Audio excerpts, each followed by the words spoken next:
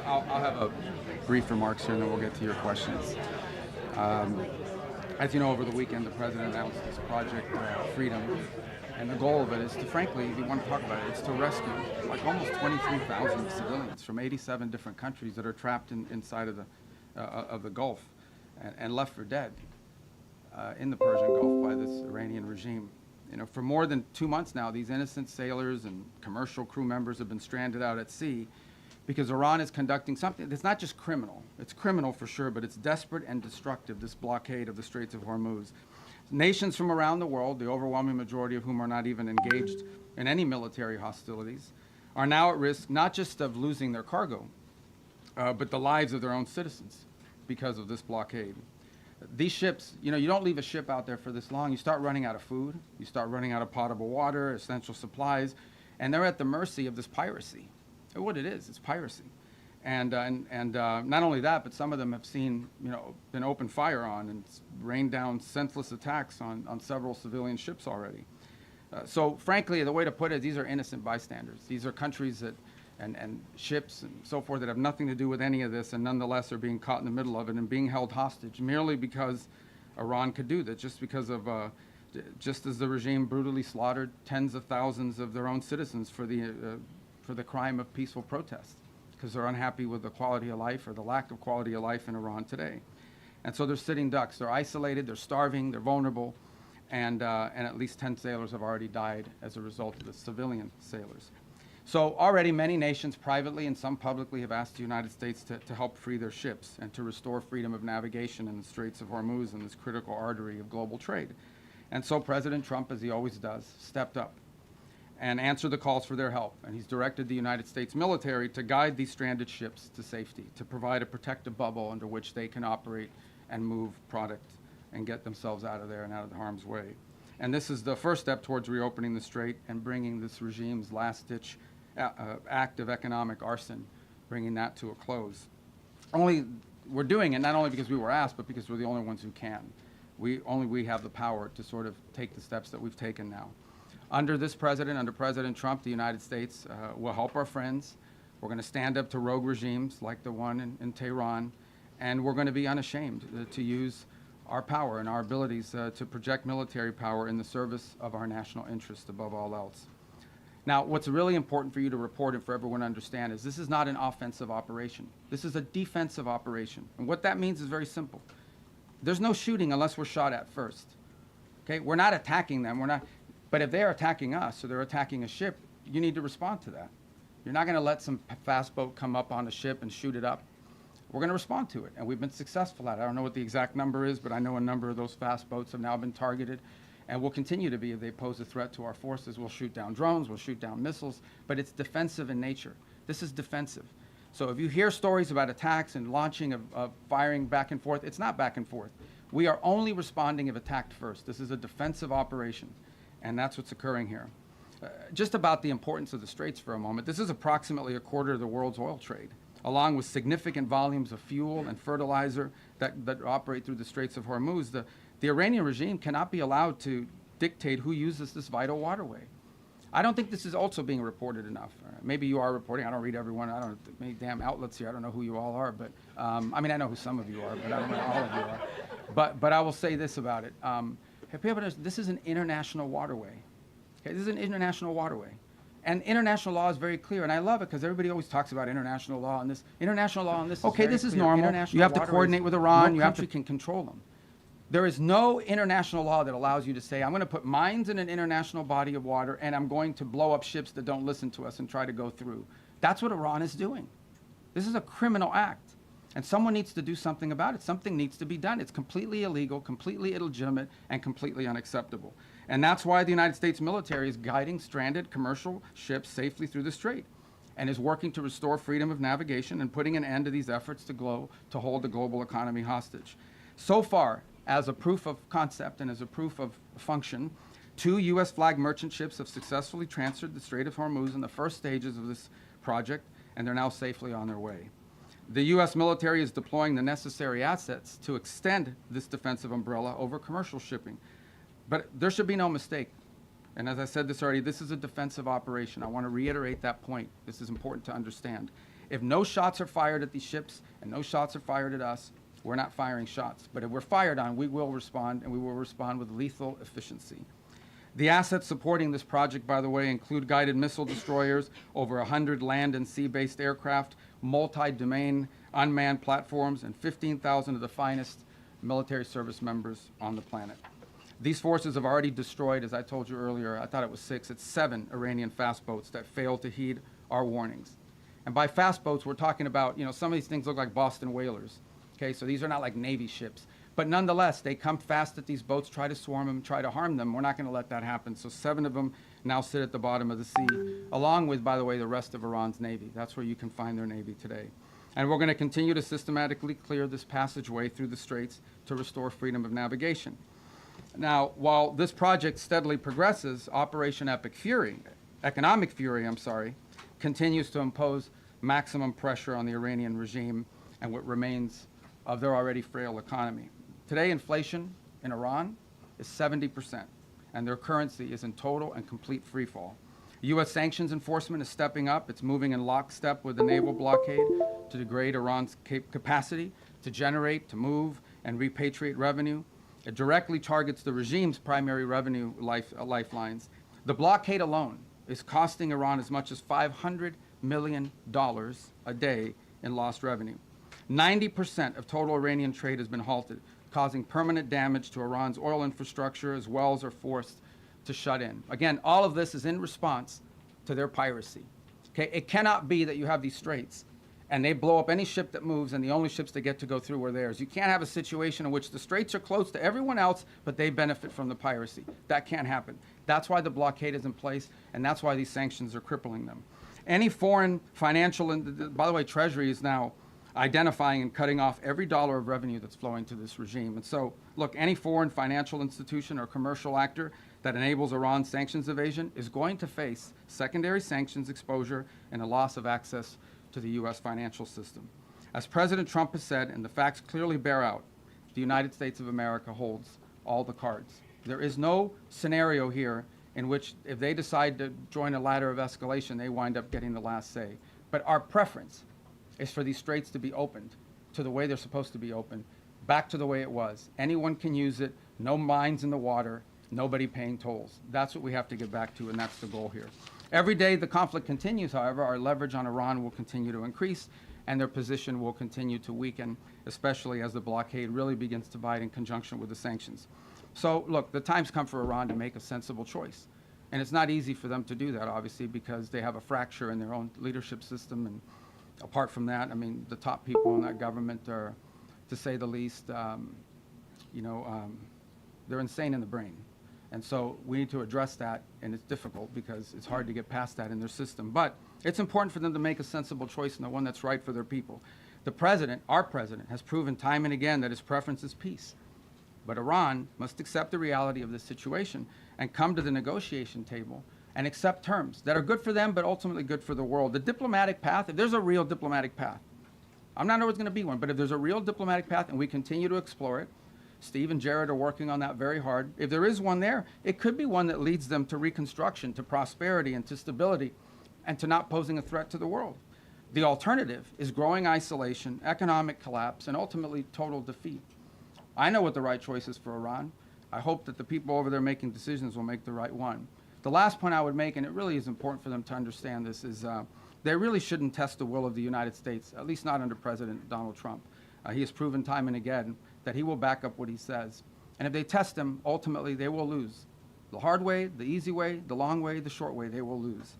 And with that, it's time for your questions. So, Catherine, why don't we start with you first? Hi, Catherine Harris, I'm an independent journalist. Secretary Rubio, have you seen any recent indications?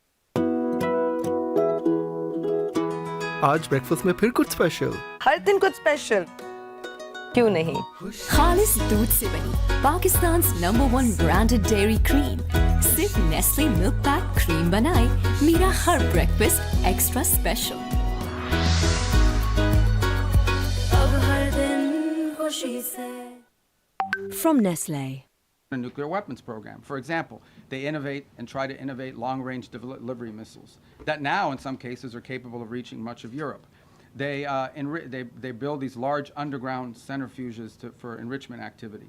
There are countries in the world that are involved in the enrichment business, but these guys do it in mountains and in caves and in hiding. They've always had secret components of their nuclear program undisclosed to the world. And we know for a fact that they retain highly enriched uranium at 60%, that they did so. And that has no civilian use, none, zero whatsoever.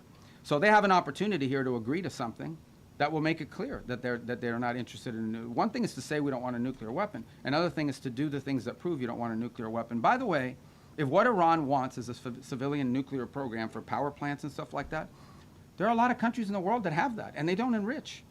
They import the enriched material. You know, they could have that if that's what they wanted, but they're not acting like that's what they wanted. They're acting like they want a military, nuclear program. That's unacceptable. So that's the process we're engaged in now. To create, that's the object of this diplomacy, is to come up with some level of understanding about what are the topics that they've agreed to negotiate on. We don't have to have the actual agreement written out, and one day this is highly complex and highly technical. But we have to have a diplomatic solution that is very clear about the topics that they are willing to negotiate on and the extent and the concessions they're willing to make at the front end in order to make those talks worthwhile. That's what Stephen Jarrett and the whole team is working on, and I hope to have good news on it. That's the outcome we would prefer. That's the outcome we would have preferred a year ago.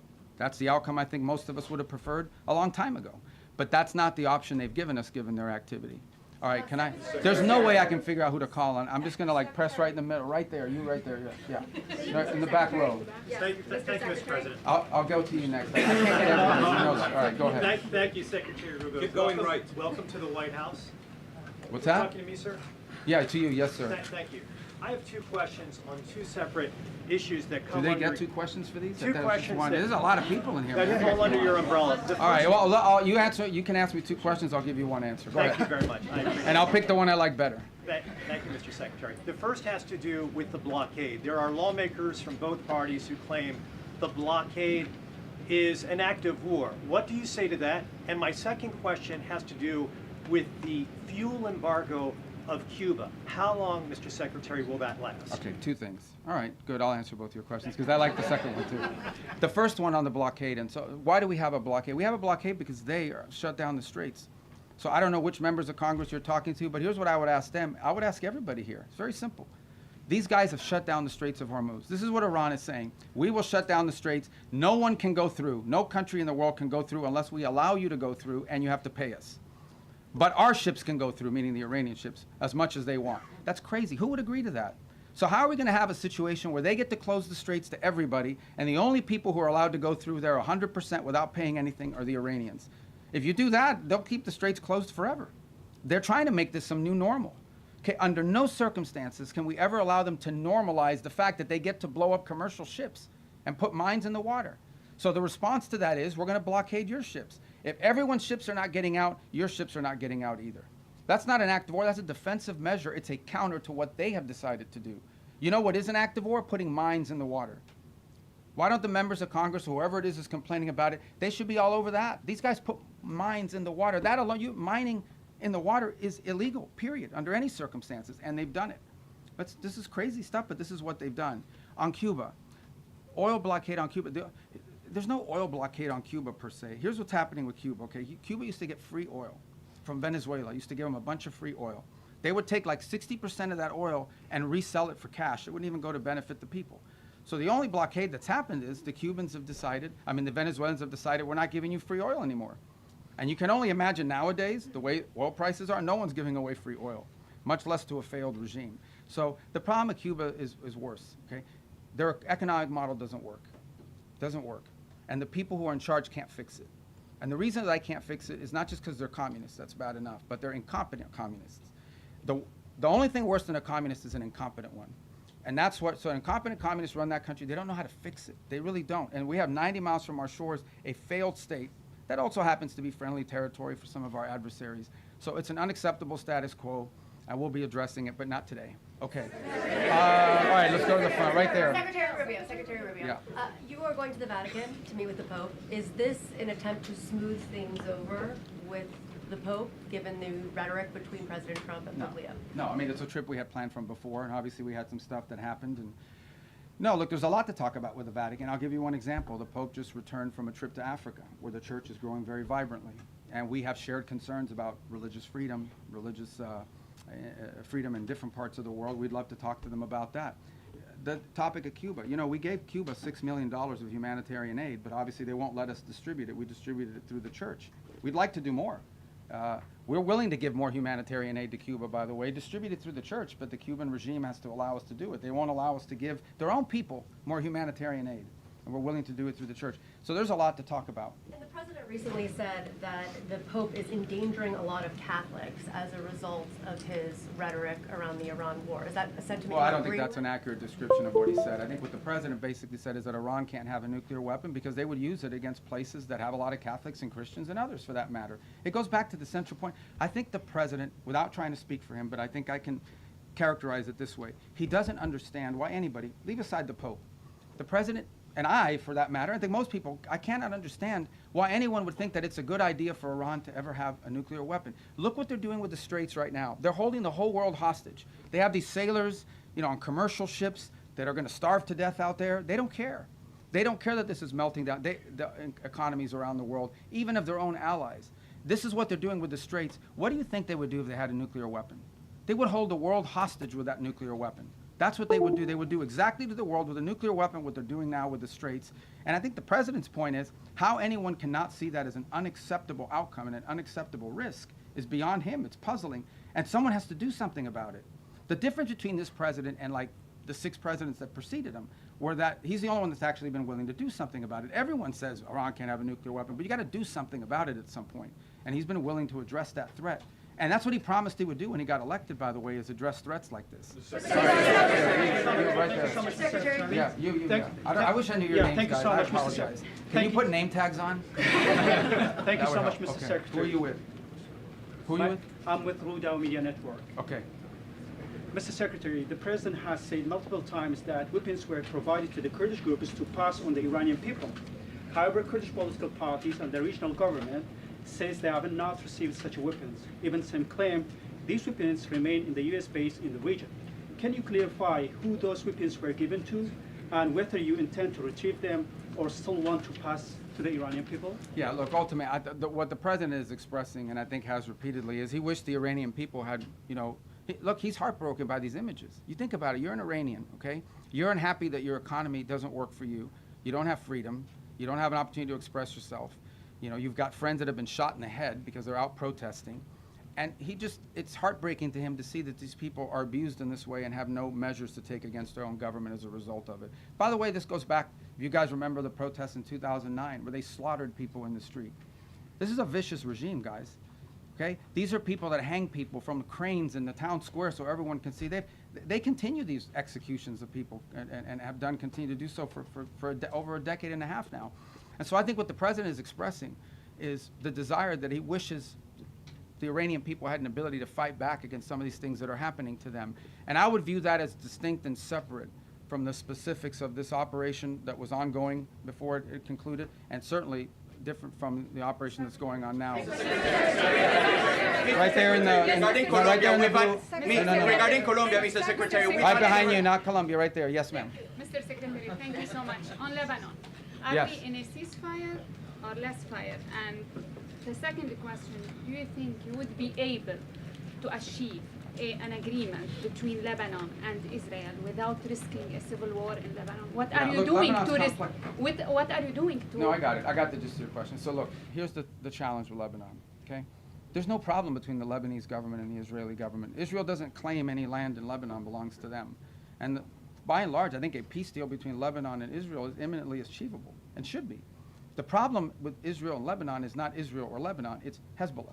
Hezbollah operates from inside of Lebanese territory. They terrorize and attack Israelis, but they also are inflicting tremendous damage on the Lebanese people. The reason why Lebanon gets attacked by Israel is because of Hezbollah, because Hezbollah is hiding in some house, launching rockets against Israelis, and then they get hit. So what you're seeing now is Israeli responses to either attacks or perceived threats. And this is not new. This has been going on for a very long time. What is our hope? Our hope is to engage the Lebanese and Israeli governments under our mediation at the table to achieve this. And that is having Lebanese armed forces and a Lebanese government, not just with the willingness, but with the capability to begin to challenge Hezbollah and disarm them. Because the Lebanese people are also victims of Hezbollah. And by the way, on the topic of Hezbollah in Lebanon, who is behind Hezbollah? Why do they exist? They're an agent of Iran. If you go through that Middle East and you identify every problem, Hamas, Hezbollah, to some extent the Houthis, obviously, and others, behind every one of these groups is Tehran. So apart from the nuclear weapons, apart from all these other things, these guys are behind all the bad actors. Hezbollah is a wing. It's an extension of Iranian desire to destabilize the region. So we're very committed to this process. It's not going to be easy. You're asking me a complex question. You know this has been going on for a very long time. It's not going to be easy. We're going to do everything we can to make sure that both sides continue to talk so that progress can be made on some sort of permanent ceasefire that isn't constantly spoiled by Hezbollah and by Hezbollah violence. Right in the middle, right there. Thank you, sir. I'm winging it, guys, okay? Right there, yes, sir. You mentioned the 2 U.S. ships that safely crossed the Strait of Hormuz. Are other ships being told it's safer to get back to regular levels, or are we still going to see limits in place for the foreseeable future? For obvious reasons, I'm not going to broadcast who we're talking to or who we're telling them to move. I mean, we want these operations to be safe, and I think as it unfolds and ships get through, we'll make those announcements after the fact, just for operational security purposes. But the goal here is pretty simple. Establish a zone of transit that is protected by a bubble, the United States, both naval and air assets, and then allow ships who want to move through there and get to market, to begin to increase confidence in the ability to do so. That doesn't happen in 12 hours. It takes time to set up that bubble and gain that confidence, but that's the goal. We have been in touch. We've been in touch, I don't know, with a bunch of different liners about moving, and we're hoping to continue to improve the security situation, and we'll start to see some of that movement. And we'll announce it as it happens after the fact. We're not going to be like broadcasting, hey, tomorrow at 12, ship X is going to be coming through, for obvious reasons, because that degrades the security. But we feel confident we're going to be able to achieve that. Look, it's not going to solve the whole Straits problem. It's going to solve a lot of it, but it's important to challenge what Iran is doing now. Guys, again, if you take anything away today, and I can't tell you what to write, but Iran cannot be allowed to normalize this control of the Straits. It's completely unlawful, illegal. It's outrageous. And every country in the world should be joining us and condemning it and doing something about it. But the United States has stepped up and is trying to do something about it. Regarding Colombia, Mr. Secretary, we've had several tourists. I'm sorry. We'll see if we get to Colombia today. Go ahead. You guys have an election. Why don't you wait till after your election? Mr. Secretary, John Michael Ross with Daily Mail. I was curious about your meeting with Southcom earlier. There was a picture, a map of Cuba behind you. What did you discuss with Southcom about Cuba? And do you have any updates on? I'm not going to tell you what I discussed with Southcom. but it had to do something with Cuba. No, what about? Cuba's in Southcom. You know, Fair it's the closest part. And so the second point, I was there. Our ambassadors were in from the whole Western Hemisphere. I was addressing them. I'm meeting the general who just took command at Southcom. And there happened to be a map of Cuba. And I said, it'd be good if we took a picture in front of that map, because it's like the closest thing in Southcom to the United States. So there it is. We have maps of other countries, huh? What about Greenland? Any update on Greenland? No, they didn't have that map then. They only had in the red, right there in the red. In the red, okay. Cristina de Telemundo, Mr. Sec. Can I ask you in Spanish, or can I Yeah, ask you can answer in Spanish. You can ask me. But they'll have to translate for them what you ask So me. I'll say it in English, and if you can answer in both languages. Today I checked the webpage of the State Department, and there's still a $25 million bounty on Diosdado Cabello, the Secretary of Interior, for drug trafficking and narco-terrorism. I was wondering if that has been put on hold, or if you're negotiating with President Delcy Rodriguez to turn him over. Yeah, I don't have any updates for you on that. The website is what it is, and that's where it stands. That policy hasn't changed. But guys, I mean, let's be mature here a little bit. I'm not going to tell you about what we're talking about with the leader of these countries. El Departamento de Estado sigue considerando a Diosdado Cabello un narcoterrorista y un narcotraficante, como dice en la página del Departamento de Estado.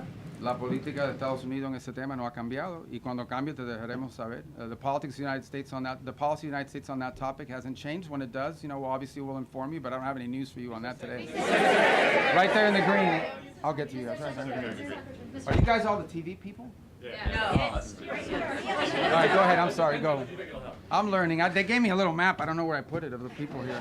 Some of you had like red X's. I'm kidding. No, that's not true. Go ahead. Thank you, Mr. Secretary. The average price of gas in the country right now is $4.50. Do you have a thought on how long Americans are supposed to kind of accept this? Do you think it will affect Republicans' majorities in the midterms? Well, I'm not going to speculate on the politics of it. You can tell me. I mean, look, it's obviously being driven by global events. That was true during the Russia-Ukraine war as well, where you saw that come up. It's one. Look, we don't benefit from the Straits as much as other countries. I don't know if you've seen what the gas prices are like in other parts of the world that are really suffering, big time. So we're very fortunate that the United States, I believe right now, is like the world's largest net exporter of oil and natural gas as a result, not because of this war, but because we have this capacity. So we've been insulated to some degree. We're obviously still vulnerable to some extent to global prices, and so, but in the end, I mean, we're more insulated than other countries, even though that's not welcome news to Americans that are paying more at the pump, no doubt about it. And it certainly is one of the circumstances of it. There are people that we're predicting would be much higher at this point, but we're not taking that for granted. Suffice it to say that this is, think about it this way. Everybody needs to think about it this way. If Iran had a nuclear weapon and they decided to close the straits and make our gas prices like $9 a gallon or $8 a gallon, we wouldn't be able to do anything about it because they have a nuclear weapon. And a nuclear-armed Iran could do whatever the hell they want with the straits, and there's nothing anyone would be able to do about it. And that's one of the many reasons, apart from like the massive loss of life in a nuclear strike, why Iran can never have a nuclear weapon. I mean, so this is an example of, if they had a nuclear weapon, they closed the straits and they would tell the world, what are you going to do about it? We have a nuclear weapon, we can attack you with it. That's the world none of us want to leave behind. It won't happen under this president's watch, but some future president and future, in the future Americans will have to deal with this. So it's just one more example of why these guys can never be allowed to have a nuclear weapon. Right there, in the black. Right, you in the black, yes ma'am. Thank you, Mr. Secretary. Where you, no, right there, I know you both are wearing black. Thank you. She's closer. No, you don't have black, you have blue on. I'm colorblind, but I know blue and black. Thank you so much. Right there, yes ma'am. No, you, the first one I called on. Thank you, Mr. Secretary. Thank you. This is chaos, guys. Go ahead. Welcome to the White House. You've long been a leading voice on human rights in China, and so including religious persecution and forced organ harvesting. So President Trump prepares to meet Xi Jinping next week. Do you expect human rights concerns to be on the table? Or to well, we come up always in raise those discussions issues, there? and they remain true. And I think we've proven in some cases it's most effective to raise them in the appropriate setting. But we always raise those issues. They're important to us, among with others, of course. But those issues remain prominent in our view and in our conversation about these things. And we'll continue to raise them in the appropriate forums. All right, let's get to the front. These guys are going to get mad. Go ahead, I'm sorry. Thank you, Segment Kelly, Associated Press. You mentioned earlier that some countries have privately and publicly indicated their willingness to help with Project Freedom. Can you say how many have reached out to the U.S. with the offers of help, and what kind of capabilities? Well, thank you for your question. That's a good question. I mean, multiple countries have said we got to do something about it and fix it. Is it like dozens or single digits or more than 100? Or? I don't know. I don't put a number on it. I would just tell you that here's what I would say about it. The capabilities is the issue. Okay, a lot of countries would love to do something about it. They don't have a navy, right? Or they can't get there in time, or they can't. Others, are less. That some unfortunately do have a navy are saying, oh, we'll be involved, but we'll be involved after it's over. Well, after it's over, it's kind of like that makes sense. So, we'd like to have it. Now, there may be some utility in a post, closure mission. I'm not downplaying that, but I think that's been the challenge. But there are other ways they can help, unique ways that they can help. And I don't want to get into who these countries are for obvious reasons, because they are prepared to help us in certain ways, but maybe don't want that publicly disclosed for no other reason than it impact their foreign policy. It could have some domestic ramifications. But ultimately, I don't want to mislead you. The primary responsibility for this Project Freedom is on the United States, because we're the only country that can project power in that part of the world the way we're doing now. We're the only ones that can do it, and we're going to do it as a favor to the world. Understand this. This is a favor to the world because it's their ships that are stranded. It's their fuel supplies that are stranded. By the way, it's their there's humanitarian aid destined for different countries in the world that's stranded in the Persian Gulf right now. It's the fertilizer that they need for their food and crops that's stranded in the Persian, not our fertilizer, their fertilizer. So we want to be helpful, and that's why the president stepped forward, because we're the only ones that can. Frankly, we're the only ones that can. Mr. Secretary, on the rising oil and gas prices, the president has said that this is a small price to pay for getting rid of a nuclear weapon. But 10 weeks in, are we any closer to getting rid of Iran's nuclear material? Yeah, but look, here's the way to think about Iran, and this is what I described at the very beginning of this. What was Iran's plan? You have to understand what their plan was. Their plan was they were going to build this conventional shield where they would have so many thousands of missiles and drones and rockets that they couldn't be attacked. And behind that conventional shield that they were trying to build, they would then break out and do whatever they wanted with their nuclear program. They no longer have that conventional shield. Okay? We told you guys from the very beginning, And we're very consistent in this messaging. The operation that has concluded was going to destroy their Navy. They have no Navy left. They don't. Not a Navy. They have small boats and Boston whalers, but they don't have a Navy left. They don't have an Air Force. I challenge you. When is the last time you read or heard about an Iranian jet flying anywhere? They don't have an Air Force. Their missile launching capability has been substantially degraded, and their industrial base, their defense industrial base, has been severely, severely damaged. So their ability to build a shield behind which they could hide their nuclear program was wiped out.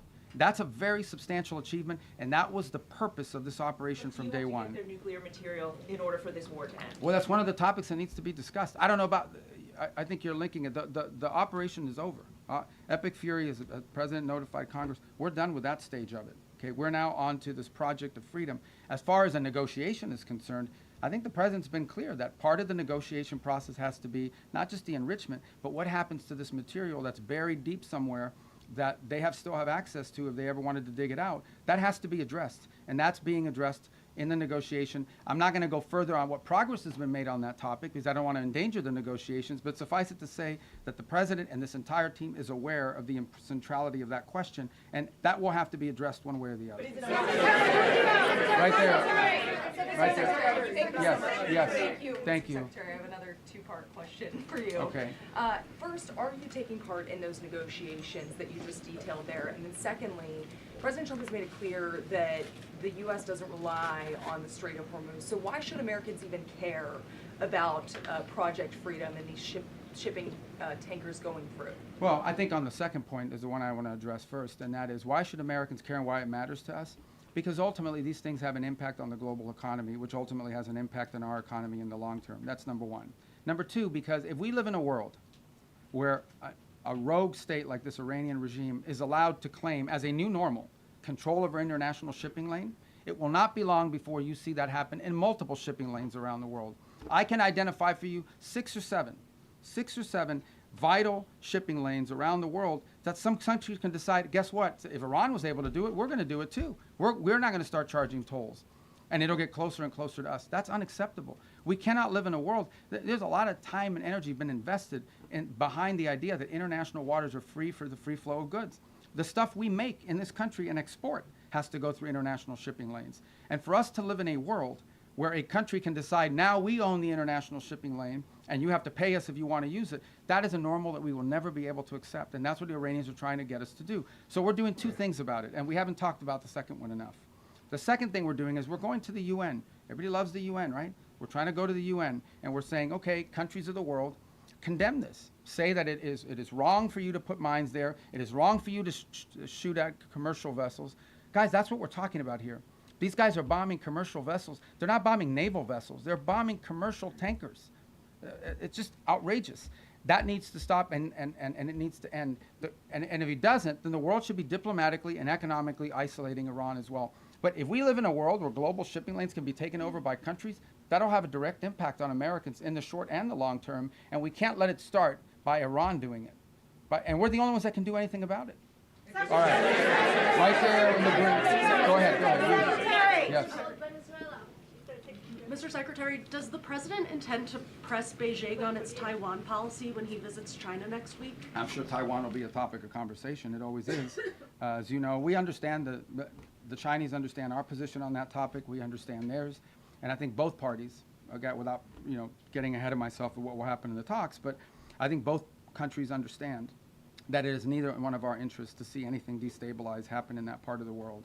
We don't need any destabilizing events to occur with regards to Taiwan or anywhere in the Indo-Pacific. And I think that's to the mutual benefit of both the United States and the Chinese. Secretary of Brazil. Hey, Kara Castanova from Lindell TV. Thank you for taking my question today. How does the State Department... What happened? Why is everybody giggling? What happened? Oh, I'm sorry. Are they mean to you? No, they're not mean. Oh, okay. I don't think they are. I hope not. But I'm All right, Kara I'm from sorry. Lindell Go ahead. TV, and nice to ask you a All question right. today, sir. How does the State Department interpret the President's recent remarks when he said, quote, the Iranian people need to have guns, and I think they are getting some guns, end quote. What did he mean, and do those comments relate to any ongoing or potential U.S. actions like supplying those weapons? Well, I think it goes back to the question I was asked a moment ago. I think the President thinks it's heartbreaking that the Iranian people are abused by this regime the way they are. In the end, I mean, this regime is not, guys, I know, I've said this, I think I said this in my hearing before the Senate when I got confirmed. I don't know of any country in the world where there's a bigger difference between the people and the people who run the country. Okay, this country is run by radical Shia clerics. And that's not what Iran and the Iranian people are. Now, they may be Shia, but they're not radicals and they're not clerics, and they just want a normal life and a regular life, and in many ways a very cosmopolitan country with an incredible history and incredible legacy and the like. So there's this huge divide between the people of Iran, whom we sympathize with, and who the president sympathizes with, because they're the ones suffering. Look, the world is a victim of Iran, okay? The world is a victim of Iran because they're terrorists, because of what they're doing now in the Straits. But the people of Iran are daily victims of the regime, and the president has deep sympathy for what they're going through. And I think he's just expressing that sympathy and that frustration that they don't have the ability to do more to get rid of this regime that has crushed this country and isolated it from the world, which is a country that shouldn't be isolated from the world because its people are phenomenal. All right. I wish I had like a dice. Go ahead. Yeah. No, right there, because I'm going to Italy. Voy a Italia. Déjame hablar con el señor. Okay. He's Italian. I know him. He used to cover Capitol Hill. You're Italian, right? For many years. For many years. Yeah, okay. Daniele Papatangelo, thank you, Mr. Secretary. So I have two short questions for you. Oh, damn, two questions. What the hell are you asking people? First, as you head to the Vatican and Italy, how do you view the Pope's global role amid current geopolitical shift? And what are your objectives in Italy? Is this trip tied to recent remarks by the President suggesting Italy has not been supported as expected? And the second one is about the Hezbollah and Lebanon. On a recent interview on Fox News, you raised some concern about stronger vetting within the Lebanese armed forces. What do you make? Can you elaborate a little bit? Yeah, I've answered the first one about the Vatican. Look, I mean, the Pope is obviously the vicar of Christ, is a Roman Catholic, you know, but he's also the head of a nation state, and it's an organization that has a presence in over 100-something countries around the world. And we engage with the Vatican quite a bit because they're present in many different places. I've already outlined to you two examples. We worked with the Catholic Church on the distribution of humanitarian aid in Cuba. We share with the Catholic Church a concern about the destruction of religious liberty, the persecution of Christian minorities, and also, you know, the challenges that are being faced by Christians in Africa, where the Pope just recently visited. So we have a lot to talk about with them, and I engage with them quite a bit on that front. So the trip is really not tied to anything other than the fact that it would be normal for us to engage with them, and other Secretary of States have done that in the past. On the second point about Lebanon, also a question that was asked earlier. And what was the Italian part? About the expectation that the President... Oh, no, look, I mean, the Italians have been involved for some time in training the police and in training their forces, so we'd love to hear their input on it. And in the way, look, we welcome everybody's help eventually. What has to happen in Lebanon, what everybody wants to see, is that you have a Lebanese government with the capability to go after Hezbollah and take the Hezbollah apart. There shouldn't be a Hezbollah and a government. There should be a government. Everyone should fold underneath it. And if we do that, then there'll be peace between Israel and Lebanon. But we have to build the capacity of the Lebanese to do it. And I think Italy could be helpful in that regard. All right. Did I call on you already? You already got a question? In the green? Did I call on you already? No. Okay, all right. Go ahead. You mentioned the UN resolution that Yes. you announced today. Can you talk about what the goal is with that resolution? And there was a similar one last month that was vetoed by China and Russia. You spoke to the Russian foreign minister. Do you have an assurance that Russia will be on board with this now? Well, we don't know. Yeah, Look, I mean, everyone wouldn't want to see this vetoed again, and then we've made some slight adjustments to the language, but I don't know if it'll avoid a veto or not, but the language isn't very complicated. And I think it's a real test for the UN, right? As something that functions that can solve global problems. What is the purpose of the UN? The UN was supposed to be a place where you could peacefully resolve global conflict. Right now you have a country who is unlawfully, criminally, and illegally taking possession of an international waterway and blowing up commercial vessels and putting mines in the water. I don't know if people appreciate how outrageous this is, how unacceptable it is that any country would fire and try to sink commercial vessels or put mines in the water. Both of these things are illegal. And so we're going to take it to the UN, and we're going to give it another chance to be a forum in which we're not even asking people to commit troops to the region and help blow up the Iranian boats. All we're asking them to do is to condemn it, to call on Iran to stop blowing ships, to remove these mines, and to allow humanitarian relief to come through because there's humanitarian aid that's trapped. That's it. This is a very modest request. And if you're telling me that the international community and hundreds of countries cannot rally behind that, then I don't know what the utility of the UN system is if it can't even solve something as straightforward as that. And I think to both the Chinese and the Russians, I would argue and have argued that it is in their interest for that resolution to pass and for pressure to be brought on Iran, because it is in their interest not to see international waterways, including the Straits of Hormuz, be closed down and cause economic chaos to dozens and dozens of countries around the world. Okay. Back row, yellow tie. Back row, yes, sir. Yeah. CBN News, you've had a deep faith for God and country. At the end of the day, with all that you've been involved in, keep going. You've been extremely busy. Go ahead, I'm sorry. As we all know. I got to ask you, what is your hope for America at a time such as this? My hope for America? And how do you personally deal with that? Yeah, look, I mean, my hope for America is what it's always been. I think it's the hope I hope we all share. We want it to continue to be the place where anyone from anywhere can achieve anything, where you're not limited by the circumstances of your birth, by the color of your skin, by your ethnicity, but frankly, it's a place where you are able to overcome challenges and achieve your full potential. I think that should be the goal of every country in the world, frankly, but I think in the U.S., we're not perfect. Our history is not one of perfection, but it's still better than anybody else's history, and ours is a story of perpetual improvement. Each generation has left the next generation of Americans freer, more prosperous, safer, and that is our goal as well. But it is a unique and exceptional country, and as we come upon this 250-year anniversary, I think we have a lot to learn and be proud of in our history. It is one of perpetual and continuous improvement, where each generation has done its part to bring us closer to fulfilling the vision that the founders of this country had upon its founding. So, thank you. All right. I have time for 2 more questions. Crazy. All right, right there in the pink. No, you right there. That lady. No, the one right next to you in the pink. No, the pink. I'm sorry, but I pointed at her. I need to get a laser pointer and just go ahead. Now you in the pink jacket, the lady right there. Thank you. Thank you very much, Mr. Secretary. I have a question on Iran-China relations. Okay. What's your reaction to Iranian foreign minister visit to China? Also, Beijing instructed its firms to ignore U.S. sanctions. Could you also address that? Well, I'll direct you to Treasury on that front. There are options that we have. If you ignore our sanctions, you're going to face secondary sanctions. And I don't have an announcement for you on that today, but we don't do these things, for symbolic purposes. On the first point about the visit, it's fine. I hope the Chinese tell him what he needs to be told, and that is that what you are doing in the Straits is causing you to be globally isolated. You're the bad guy in this. You guys should not be blowing up ships. You should not be putting mines. You should not be trying to hold hostage the global economy. I hope the Chinese bring, whether it's done privately, but I hope it's done directly, that's the message they deliver to them. As I outlined earlier today, China is an export-driven economy.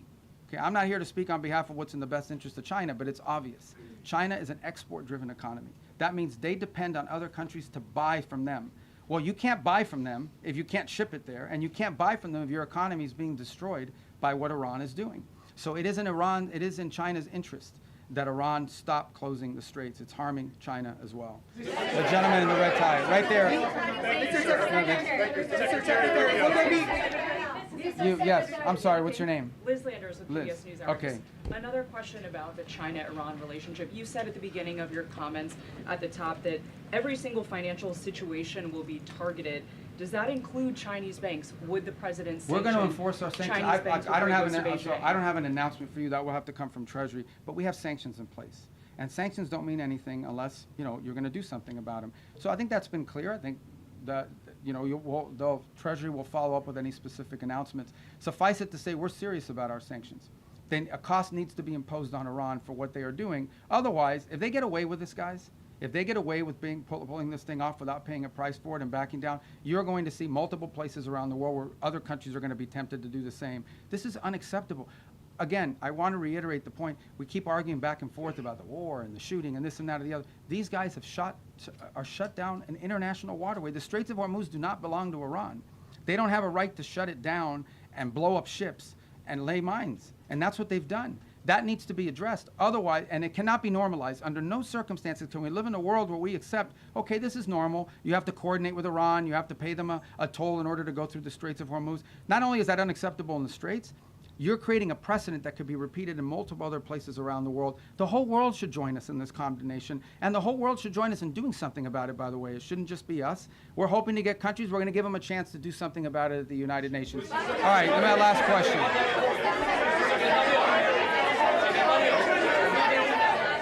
right. That lady in the right there in the white. Thank you, Mr. Secretary. Right next. Thank you.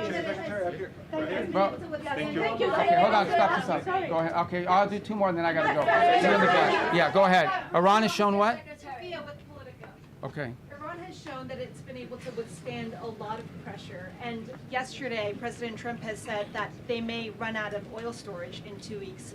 Do you believe that that will be the thing that gets them to the table to give up their nuclear ambitions? And if not, what will be that thing? Well, look, they're suffering devastating damage to their economy. You're right, but it's not that they're able to withstand pressure. It's that they don't care that their people are suffering. You understand, right? There's a difference between we can withstand pressure and we actually don't care. Now, I think there are people in their system that care more than others.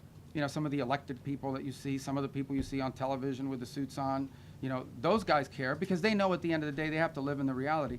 And then you have an other element of their government, the clerics, the IRGC types, who probably are more immune to that and care less. They're more interested in regime survival at all costs. But ultimately, the pressure points are what they are. They divided now than they were before, because the administration has said that the Iranian regime is divided, making it very challenging. Well, it's been challenging to deal with them diplomatically because, for example, an offer will be made and then it takes 5 or 6 days to get a response because you have to get it through the whole system. They have to find the supreme leader wherever he hides. They got to get him to sign off, and that's their system. Their system has always been multi-layered in this way. It's obviously become more complex because of the damage they suffered during the war.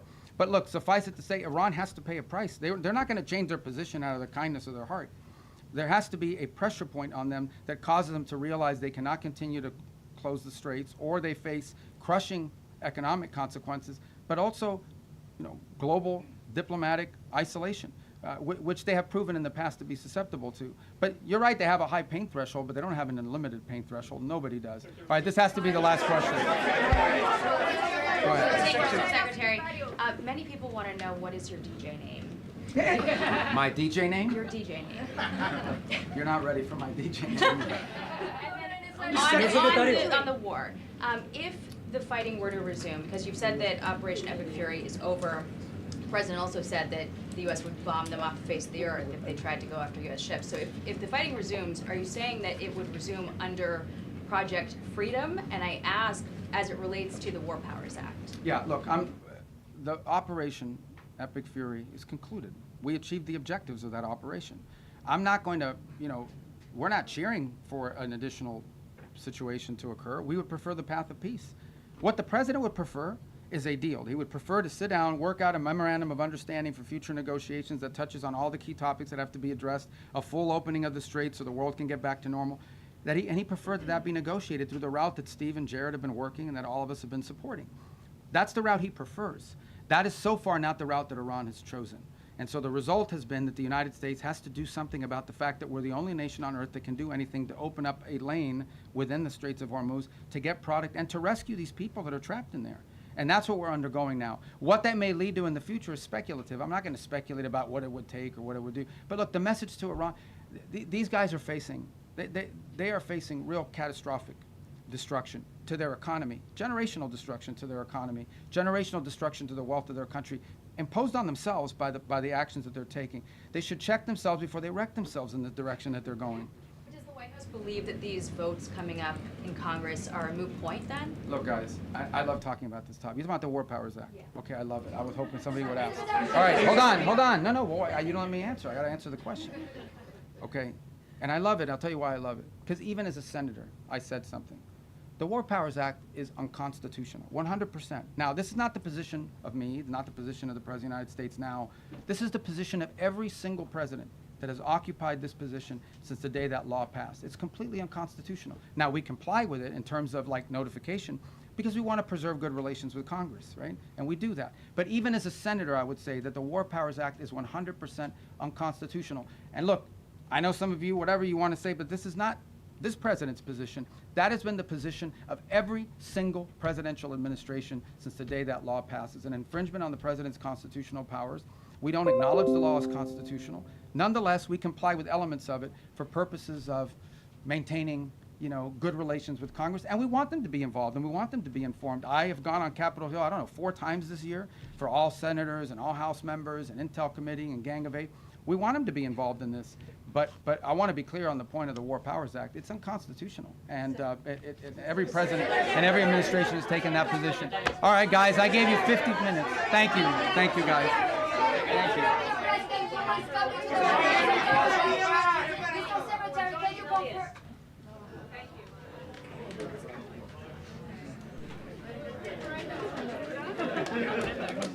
you.